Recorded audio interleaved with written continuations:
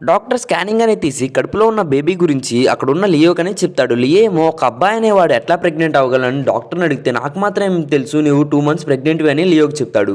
అది విన్న లియో ఏమో చాలా సాడ్గా ఫీల్ అయిపోతూ ఉంటాడు. ఇంకా ఆ రోజు నుంచి స్కూల్లో కూడా చాలా సాడ్గా ఉంటూ ఎవరితో మాట్లాడకుండా ఉంటాడు.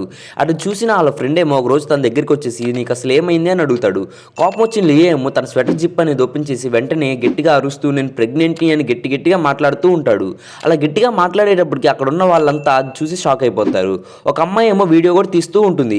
ఇంకా వెంటనే ఆ వీడియో అనేది స్కూల్ వెబ్సైట్లో అనేది పెట్టడం మొదలెడుతుంది. అట్లా స్కూల్ వెబ్సైట్లో పెట్టింగానే ప్రతి ఒక్కరు ఆ వీడియో చూసి నవ్వుకుంటారు. ఇంకా ప్రతి ఒక్కరు తను ఇమిటేట్ చేయడం కూడా స్టార్ట్ చేస్తారు. ఇంకా వెంటనే వాళ్ళ పేరెంట్స్ కూడా తన దగ్గరికి వచ్చేసి నువ్వేం పని చేసావు, అసలు నువ్వు ఎట్లా ప్రెగ్నెంట్ అయ్యావు అని తను క్వశ్చన్ చేసేటప్పటికి తనేమో బాగా తట్టుకోలేక తను వేరేగా వెళ్ళిపోతాడు.